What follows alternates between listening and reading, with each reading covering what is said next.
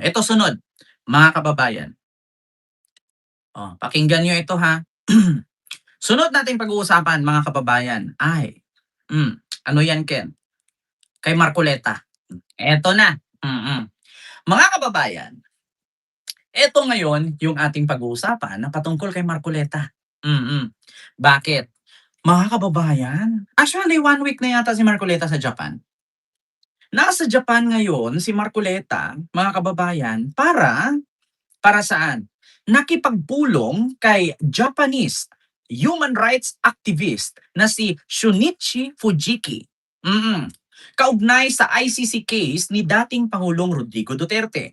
Sa pulong na inorganisa ng Republic Defenders of Peace and Unity, pinag-usapan ang posibleng conference para sa Japanese community at mga planong pag-imbita kay Marcoleta na magsalita sa harap ng 40 to 50 kamambabatas ng Japan.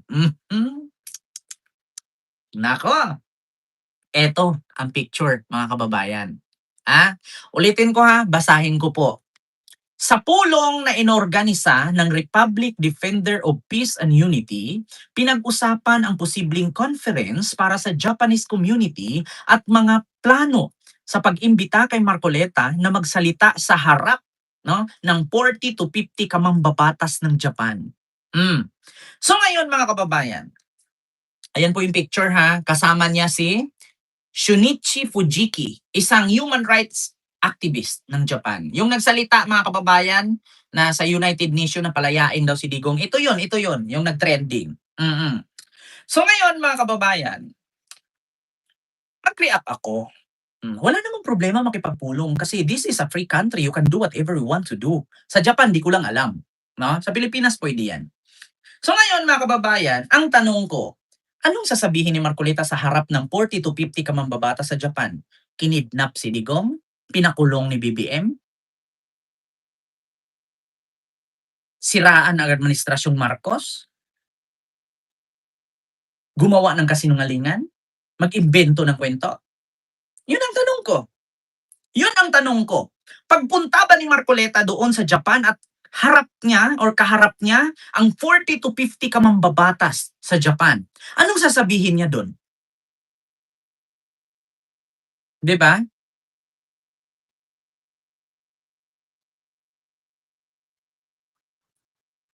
Di ba? Anong sasabihin ni Marcoleta? I am here today because of our ex-President Duterte has been kidnapped and forced to go to jail in The Hague. Ganon, ganon, ganon. Ganon ba ang sasabihin? Kinidnap ang dating presidente? Pinakulong ni Marcos? Ganon ba yon? Binayaran ni Marcos ang ICC para hindi pauwiin si Digong? Ganon ba yon? Naghiganti si Marcos instead na magpasalamat? Kasi bakit? Si PRRD, pinalibing ang tatay nila. Ang isinukli ng mga Marcos ay ipinakulong ang nagpalibing sa tatay nila na ilang years na hinantay nilang makulong sa libingan, libing sa libingan ng mga bayani. Yan ang rason nila doon mga kababayan. Pinakulong ni Marcos. Ginipit ang mga Duterte. Pinulitika ang mga Duterte. Sige nga, yan ba ang sasabihin ni Marcoleta pagdating doon sa harap ng 40 to 50 kamambabata sa Japan? Ngayon, ang tanong mga kababayan, lalong-lalo na sa mga nasa Japan, aaksyon kaya ang Japan yan para makauwi si Digong?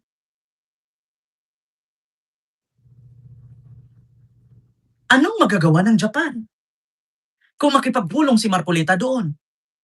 Kung makipagpulong ba si Marcoleta sa Japan, sa 40 to 50 kamambabatas, mapauwi ba nila si Digong mula sa dahig? At isa lang naman ang sasabihin ng ICC niyan bakit nangingialam ang Japan? Anong related kay Digong sa Japan? Si Digong ba ay may dugong Japanese? Baka sasabihin na naman ni Digong, I am Roa, my father is Japanese. Putang ina. Kakaiba na yan. Kapag kaharap ni Digong ang Muslim, sasabihin niya, Muslim ako. Pero yung haba ng lamesa, may lechon na kadapa. Sila dalawa ni Sarah kumain. Sasabihin mo, Muslim ka? Kapag kaharap ni Digong Chinese, sabihin niya, Chinese ako. Kasi bakit? Ang apelyido ng nanay ko is Roa. 'Di ba? Gano'n 'yun.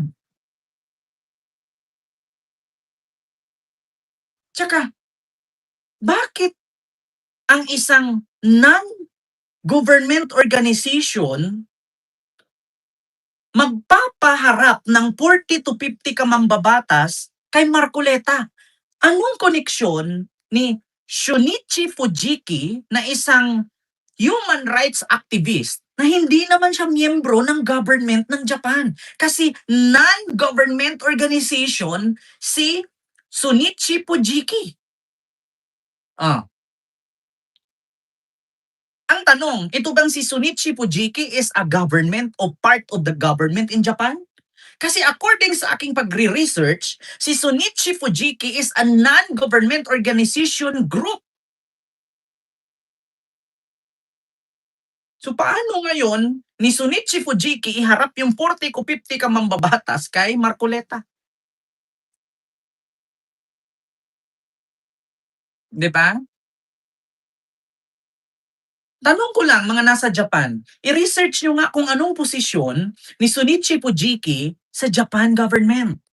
Kasi pagkakaalam ko, si Shunichi Fujiki is non-government organization group part. Hindi siya part ng Japan government. So anong lakas ng loob o kapangyarihan ni Shunichi Fujiki na magpatawag sa 40 ka or 50 ka mambabata sa Japan? Wala naman siya power. Kasi bakit? Human rights activist is non-government organization group. Diba? Sinabi pa nga lang dito, activist, aktivista. Kung dito yan sa Pilipinas, ralihista. 'Di ba? Oh, politician activist po siya. NGO lang siya. 'Di ba? Oh, non-government organization group or non-government group organization siya na bilong. Pero hindi siya politician. Aktivista lang siya. Kumbaga pareho yan dito kila Sator Ocampo, yeah? Kila actually si Sator Ocampo is part na siya ng politics eh. Kumbaga yung mga nagrally-rally diyan na ibaba ang presyo ng bigas, ibaba ang presyo ng gasolina. Ganon. Pero hindi sila parte ng government. Mga aktivista sila, mga ralihista. Pag may mali ang gobyerno, sinisirip nila.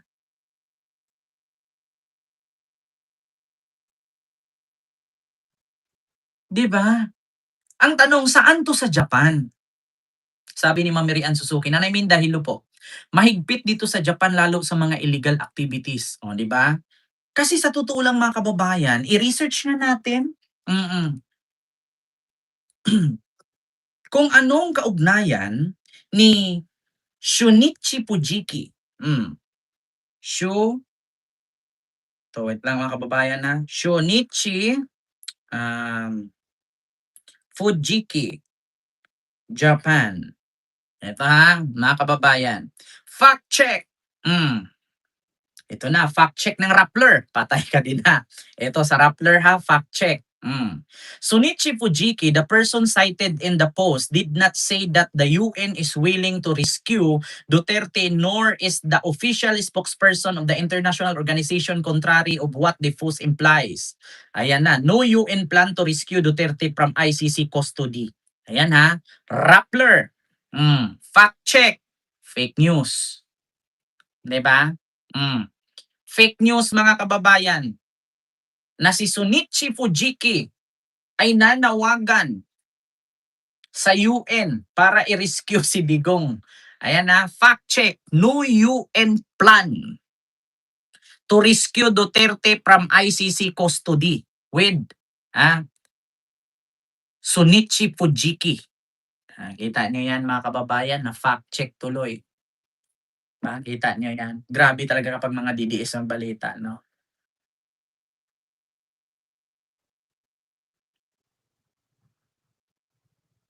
Ayan, sabi ni Sim Iscariela, Sir Ken, si Attorney Marcoleta nagpunta lang yun sa Japan para makapagbakasyon. Kaya nga, 'di ba, mga kababayan, kaso lang mga kababayan sinakyan, eh. 'Di ba? Ito mga kababayan 'no, ayan. Ayan po yung picture na nakipagpulong siya sa kay Sunichi Fujiki na isang human rights activist. Para daw humarap at magsalita sa harap si Marcoleta ng 40 to 50 ka mambabatas sa Japan.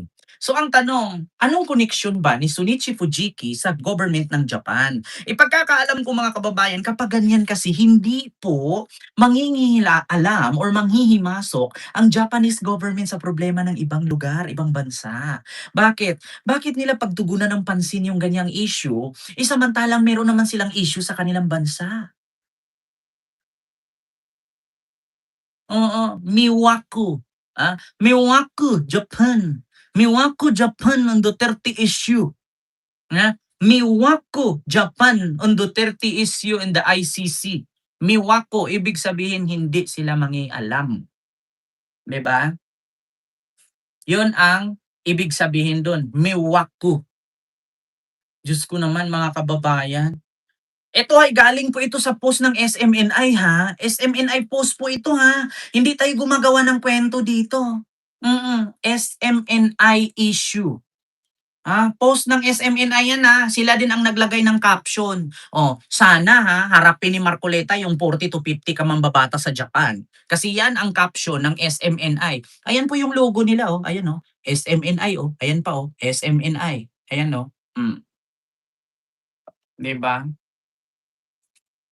Anong kinalaman ni Shunichi Fujiki para maipapatawag niya ang 40 to 50 ka mambabatas para humarap si Marcoleta? Mga kababayan, ganito po yan. Makikita naman yan sa isang government official sa Pilipinas na may trip siyang ganyan. Ang tawag kasi diyan, state visit, 'no? Kung bago si Marcoleta pumunta diyan mga kababayan, kailangan ipa-implement niya muna yan sa Senado. Kailangan papirmahan niya muna yan kay Tito Sen, tapos kailangan papirmahan niya kay PBBM na siya'y pupunta dun sa Japan at makipagbulong sa 40 ka or 50 ka mambabatas. Kasi kung wala siyang coordination sa Philippine government at sa Japanese government, kung ganyan ang mangyayari, magkakaroon po ng conflict yan. Bakit? Bakit nakapunta si Marcoleta doon nang hindi alam ni PBBM? Kasi si PBBM ang presidente. Kailangan maglagda muna ang Pangulo ng Pilipinas na si Marcoleta ay sinang-ayunan niyang pumunta doon sa Japan para humarap at kausapin yung mga 40 to 50 kamambabatas sa pamamagitan ni human rights activist Sunichi Fujiki dahil daw i-rescue si Digong sa kustodiya ng ICC. Ganun ba yun? Ulitin ko mga kababayan. Kung yan man ay tulungan ng Japanese government si Digong para makalaya, kung ako ang Japanese government, unahin ko muna yung paano resolbahin pagtaas ng tsunami. Tsunami. Siyempre, ang unahin ng Japanese government, yung nilindol sila. Siyempre, hindi pa nakarecover yung Japan Lalo-lalo na sa lindol at sa tsunami. Tsunami. Siyempre ang unang anuhin ng Japan, paano ba natin maano yung level ng tubig na hindi tayo mapasok sa sunod 'pag nag-tsunami? Oh, gano'n 'yun. Dina Joy Lascia, mega love shoutout po. Kang Kinay, sila kay Digong Kent, 'di ba? Sabi ni Ma'am Miriam si Suzuki, Kang Kinay. Ibig sabihin, wala silang paki kay Digong, 'di ba? Ako Japanese translator na ako ngayon Kang Kinay, wala silang pake kay Digong. So yun po yun mga kababayan, yung ating reaksyon. Kaya nga nakulong si Digong dahil sa totoo lahat ng ginawa niya. Sek Llamas more popular here in Japan. He can't attend, ano daw, government meetings and convention, sabi ni BMB. Roy Sumatsu. Roy Sumatsu. Mm. Diba? Sudiso kang kinay. Sudiso kang kinay. Tapos sasabihin na, ano ba yung kain tayo? Kain na tayo. May nakita akong bata sa TikTok na ang galing niya mag-translate. Pero ang naalala ko lang talaga sa tinuro niya, yamete kudasai. Yan lang talaga ang naalala ko. Baka si Marcoleta ang nanghikayat sa mga OFW sa Japan, ang kapal ng mooks yan at pinapalamo natin kaya dapat abolish ng singit. Kimasu, itadakimasu, tabiru, shinshin tabiru, konbanwa, shinshin tabiru. Itadakimasu. Yeah. Itadakimasu. Walang legal jurisdiction ang Japan sa Nederlando, di ba? Kaya mga kababayan, hayaan niyo na sila. Hayaan niyo na sila. O kung ano man ang nararamdaman ni Marcoleta sa pakipag-meet diyan kay Sunichi Fujiki at haharap daw sa 40 to 50 ka mambabatas, and then good luck. Tabimasu, tabimasu. O kaya mga kababayan, maraming salamat po kasi tabimasu muna ako ha, tabimasu. Gabi na po. So mamaya, kita-kits po tayo ulit mga kababayan sa ating next, no? Iyamete! Iyamete! Akudasai! So yun lang mga kababayan. Maraming salamat and see you next live. God bless. Thank you. Katsura! Katsura! Katsura! Arigato! Arigato! Katsura! Sayonara! Katsura! Katsura! Dala ni Marcoleta ang katsura. Hindi ko alam kung totoo ba ang katsura. Chinchin tabiru. Katsura. Katsura to!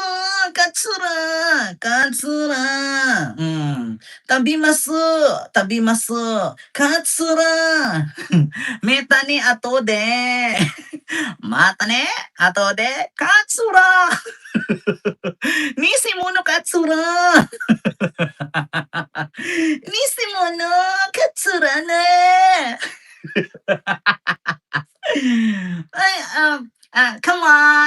Kawai! Misinasu katsura!